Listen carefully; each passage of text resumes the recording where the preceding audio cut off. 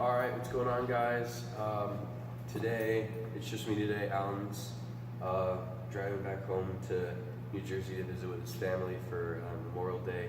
But I'm going to be in the shop today working on the E30. My friend Alex, the guy who bought the car, is coming up on Tuesday, midday, so we can start pulling the motor and stuff out. So today, what I'm going to do is I'm going to drain as many of the fluids as I can, oil, coolant, power steering, brakes if we have enough containers for everything.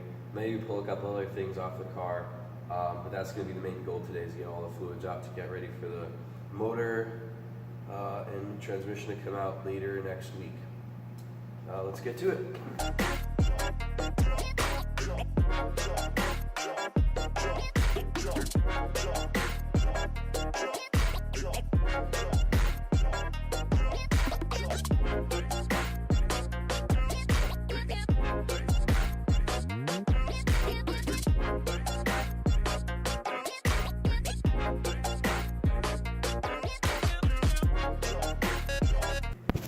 Alright guys, so we're back here again.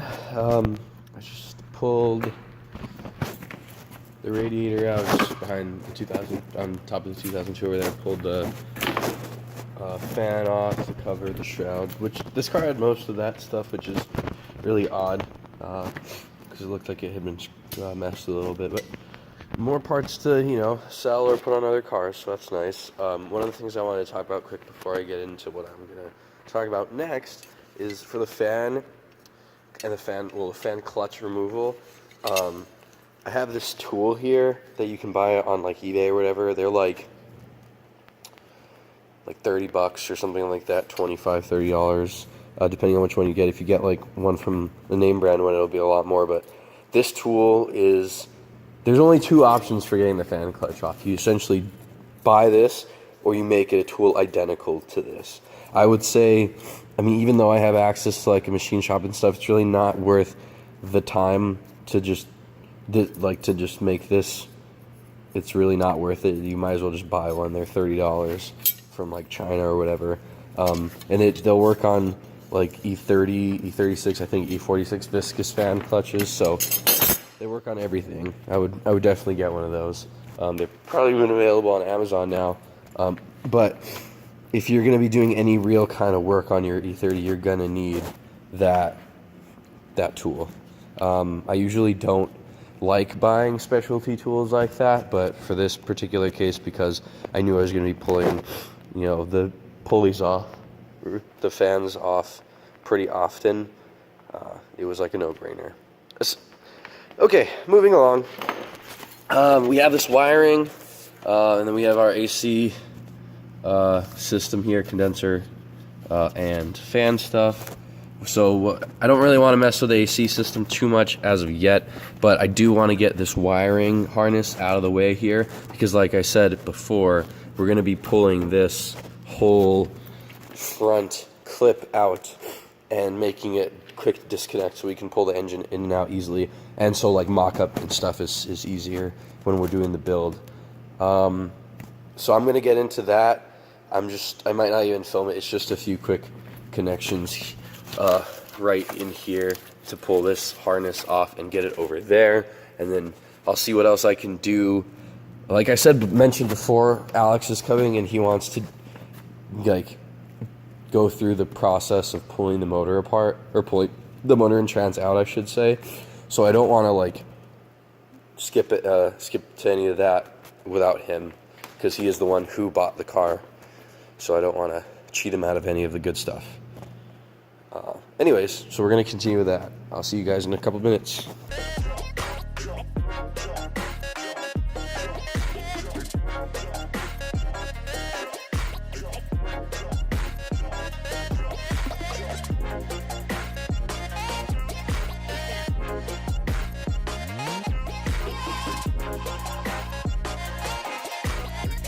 Alright guys, so we have the wiring harness is pretty much completely out of the car, going back to the box, the fuse box right here.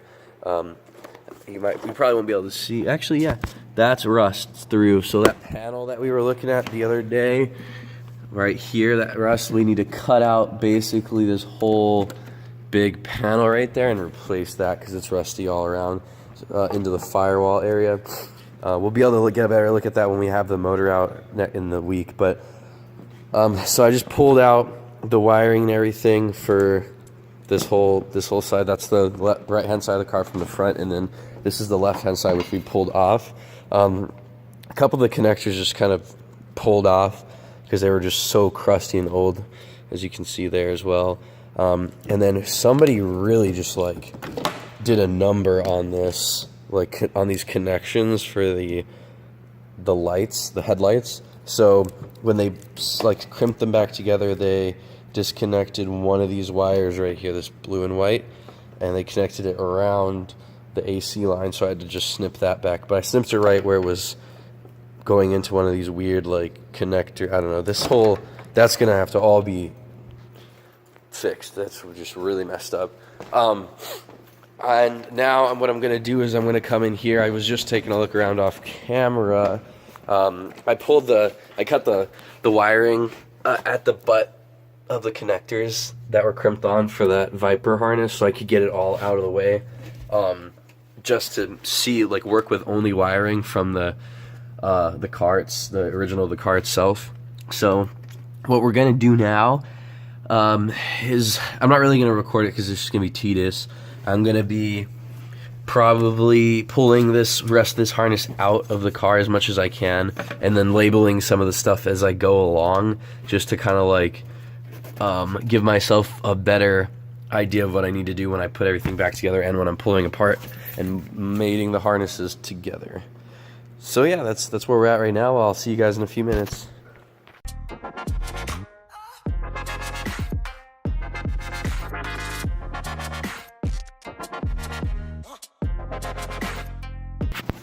Alright guys, so the wiring harness is out. I'm just gonna kind of go over what I did. So and this is all the wiring harness that does fuse box, all of the wiring to the rear of the car, so your tail lights, headlights, it does all the lights, headlights, tail lights, it does your dome lights, it does basically it does all your lighting, it does the cooling, radiator readout stuff, it does a whole bunch of other stuff that I have not dived into yet. It plugs into the other control module, obviously for the ECU, and that's all I know at this point. It does it has a bunch of other plugs and stuff on it that we're gonna have to dive into, like ABS and stuff like that, because we're gonna have to completely like chop this right somewhere around here for like a firewall connector, and I don't know exactly how we're gonna get all this to function together, but we'll figure it out for sure.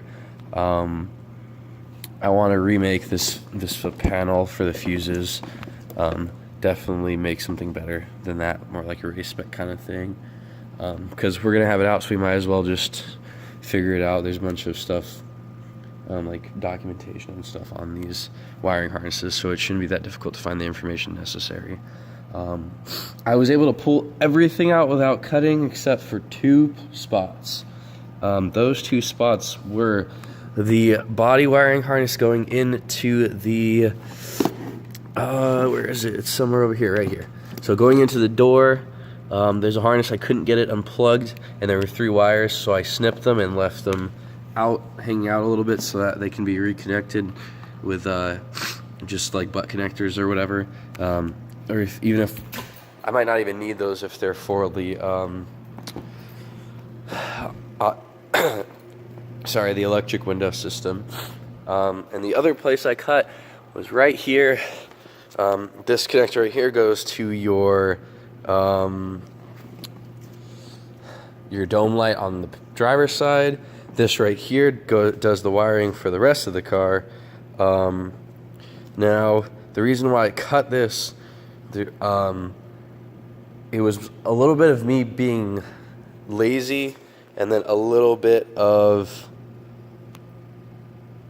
I already know what everything connected to it is, so it's really not that hard to just put all the connections back together, and that stuff doesn't really have to come out. So I just have to match up all these wires when I'm done. But thankfully, they're all different colors, so that's nice. But yeah, this just goes to the back, so it's got fuel pump, I believe, fuel pump, and the taillights and your antenna and stuff. Anyway, so that's the harness. Kind of babbling on here, I know, but it was a lot of work, so I'm trying to cover as much as I can. You can see the rest hole now a lot better because all the wiring's out. I can put my hand right in through there. And I don't know if the person was driving this and then the car just stopped working, because this accelerator cable just doesn't work. It's just non-existent now. The cable's there, but there's nothing supporting it. So that might have been one of the reasons why this car got taken off the road. It's a lot cleaner in here now. As you can see, there's no wires in the way.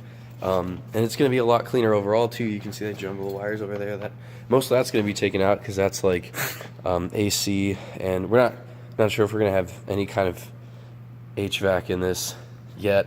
We might just have like those cool like water cooled suits or whatever. But that's future stuff. All right, guys. So this is just kind of going to be the wrap up video for today.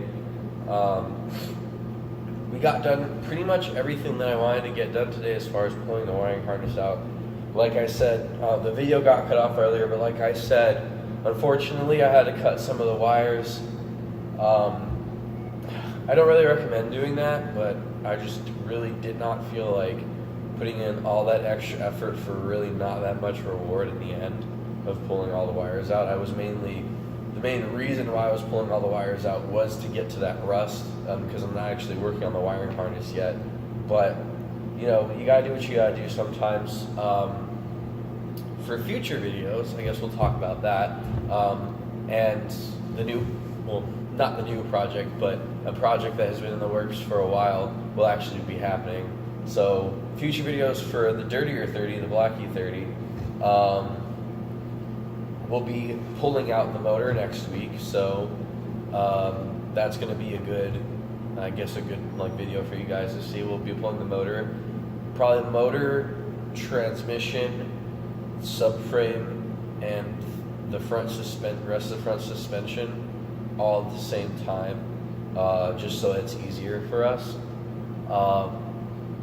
So look forward to that next week or sometime during the week. I think I'm gonna edit the last time we filmed that footage and the footage from today all together. So it's gonna be kind of chopped up, but I think that'll be the best to make the video a little bit longer for you guys and not have chopped it up into a bunch of small segments. Get a couple, like a 10-15 minute video in there. Anyways, that's just channel stuff. Something that I'm going to be working on coming up. I have to go home to California on July 6th, so I might try and make a video while I'm out there. I can't guarantee anything just because I'm not going to be actually working on any cars. I may do a little bit on my bug, but that's it. I can't do anything on the E30s because I won't even be in the state. But after that, when I come back, I will be taking the head off of my red car and swapping an I-head, I-intake just to do a mild stroker build. I'll have the cam reground, head refinished, and a couple other things. And while the motor is out, we will be doing rings and just bearings and stuff like that, powder coating parts of the chassis or parts of the subframes and stuff.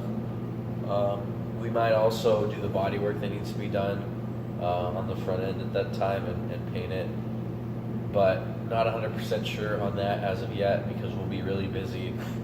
Here at the shop we're trying to get if any of you are familiar with a Haas Super Mini Mill, we're trying to get that in and we have the dirtier 30 that we're working on. So a lot of stuff going on.